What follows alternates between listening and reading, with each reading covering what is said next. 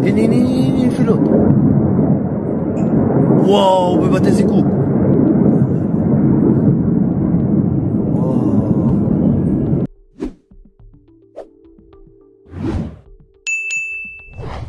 Iran gencarkan operasi Janji Sejati 4 serentak dalam 5 jam.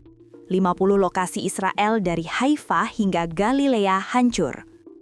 Korps Garda Revolusi Islam Iran merilis pernyataan ke-33 terkait pelaksanaan gelombang ke-40 operasi Janji Sejati 4. Operasi ini dilakukan bersama perlawanan Islam di Lebanon atau Hizbollah.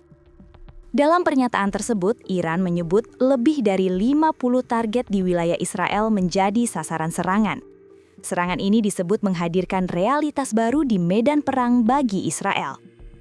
Operasi serangan pun berlangsung sekitar 5 jam. Iran menggunakan kombinasi rudal Qadar, Emad, Hairbaskan, dan Fatah, serta didukung serangan drone dan rudal dari Hizbollah. Target serangan meliputi pangkalan militer Israel dari utara hingga selatan, mulai dari Haifa, Tel Aviv, hingga Beersheba. Selain itu, 2 pangkalan militer AS di kawasan tersebut juga dilaporkan menjadi sasaran, yakni Al-Azraq dan Al-Harsh yang disebut terkena serangan rudal efektif. Dalam 24 jam terakhir, peluncuran rudal dari Iran ke arah Israel meningkat tajam. Korban di kalangan tentara Israel dilaporkan bertambah, sementara itu warga Israel berada dalam status siaga tinggi.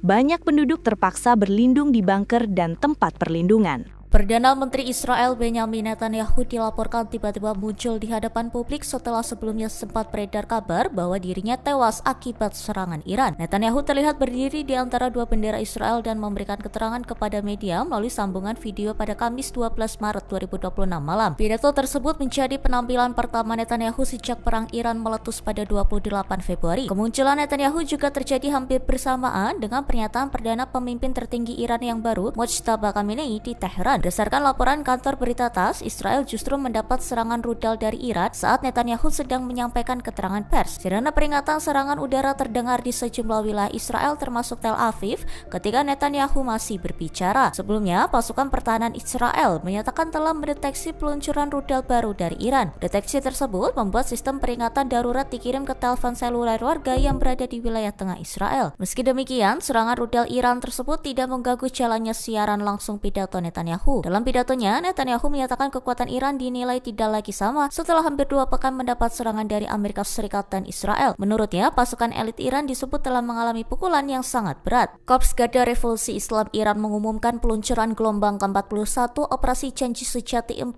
yang menargetkan wilayah pendudukan Israel. Operasi tersebut dilaporkan dimulai tidak lama setelah pesan pertama dari pemimpin revolusi Islam Iran Mojtaba Khamenei dipublikasikan kepada publik. Dalam pernyataannya, IRGC menyebut gelombang operasi ini diluncurkan dengan sandi ke Al-Quds yang suci.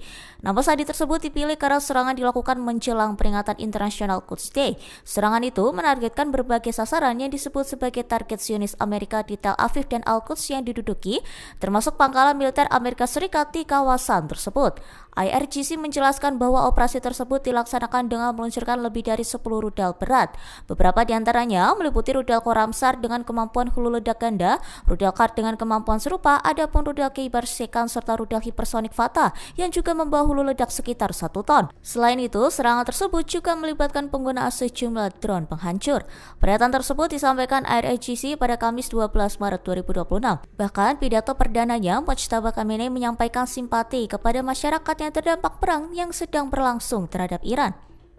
Korps Garda Revolusi Islam Iran menyatakan bahwa kapal induk USS Abraham Lincoln mengalami kerusakan serius setelah menjadi sasaran serangan yang melibatkan rudal dan drone. Menurut IRGC, kapal tersebut kini ditarik ke Amerika Serikat setelah insiden itu terjadi pada 12 Maret. Pernyataan ini muncul di tengah operasi Iran yang terus menargetkan aset militer AS dan pangkalan di kawasan sebagai tanggapan atas agresi yang dilakukan AS dan Israel terhadap negaranya. Di satu sisi, juru bicara Markas Besar Pusat Khatam Al-Anbiya Iran menyatakan bahwa pesawat pengisian bahan bakar udara KC-135 milik AS jadi sasaran sistem pertahanan udara di Irak Barat. Pesawat tersebut diklaim jatuh dan seluruh awak tewas. Hingga kini, Iran terus meluncurkan serangan rudal dan drone terhadap pangkalan AS, aset angkatan laut, dan fasilitas militer Israel di Palestina yang diduduki. Hal ini dilakukan sebagai bagian dari tanggapan atas konflik yang sedang berlangsung. Bahkan, Kantor Hubungan Masyarakat IRGC menyebut bahwa pasukan angkatan lautnya melancarkan serangan rudal serta drone saat fajar yang menargetkan markas besar armada kelima AS di Minas Salman. Operasi dilakukan dalam 2 gelombang menggunakan kombinasi rudal dan kendaraan udara tak berawak. Serangan drone yang dilancarkan kelompok Lebanon Hizbullah berhasil menembus sistem pertahanan udara laser Israel Iron Beam. Insiden ini terjadi di perbatasan utara Israel dan menimbulkan pertanyaan baru tentang efektivitas sistem pertahanan berbasis laser menghadapi perang drone modern. Beberapa drone Hizbullah berhasil memasuki wilayah udara Israel, bahkan mencapai permukiman seperti Kiryat Shemona dan Kibbutz Dafna. Drone yang lolos dari Iron Beam kemudian dihancurkan menggunakan helikopter atau tembakan darat. Iron Beam sendiri merupakan sistem energi terarah. Sistem laser ini berkekuatan lebih dari 100 kW ini menargetkan ancaman udara menggunakan energi terfokus bukan rudal konvensional. Namun serangan drone terbaru menunjukkan tantangan nyata di lapangan, terutama saat menghadapi kawanan drone yang serentak menyerang.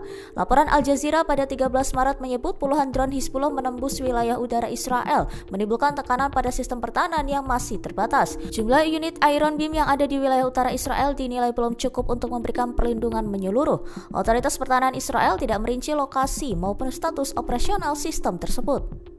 Perdana Menteri Israel Benyamin Netanyahu dilaporkan tiba-tiba muncul di hadapan publik setelah sebelumnya sempat beredar kabar bahwa dirinya tewas akibat serangan Iran. Netanyahu terlihat berdiri di antara 2 bendera Israel dan memberikan keterangan kepada media melalui sambungan video pada Kamis 12 Maret 2026 malam. Pidato tersebut menjadi penampilan pertama Netanyahu sejak perang Iran meletus pada 28 Februari. Kemunculan Netanyahu juga terjadi hampir bersamaan dengan pernyataan perdana pemimpin tertinggi Iran yang baru, Mojtaba Khamenei, di Teheran. Berdasarkan laporan kantor berita TASS, Israel justru mendapat serangan rudal dari Iran saat Netanyahu sedang menyampaikan keterangan pers. Sirena peringatan serangan udara terdengar di sejumlah wilayah Israel termasuk Tel Aviv ketika Netanyahu masih berbicara. Sebelumnya, pasukan pertahanan Israel menyatakan telah mendeteksi peluncuran rudal baru dari Iran. Deteksi tersebut membuat sistem peringatan darurat dikirim ke telepon seluler warga yang berada di wilayah tengah Israel. Meski demikian, serangan rudal Iran tersebut tidak mengganggu jalannya siaran langsung pidato Netanyahu. Dalam pidatonya, Netanyahu menyatakan kekuatan Iran dinilai tidak lagi sama setelah hampir 2 pekan mendapat serangan dari Amerika Serikat dan Israel. Menurutnya, pasukan elit Iran disebut telah mengalami pukulan yang sangat berat.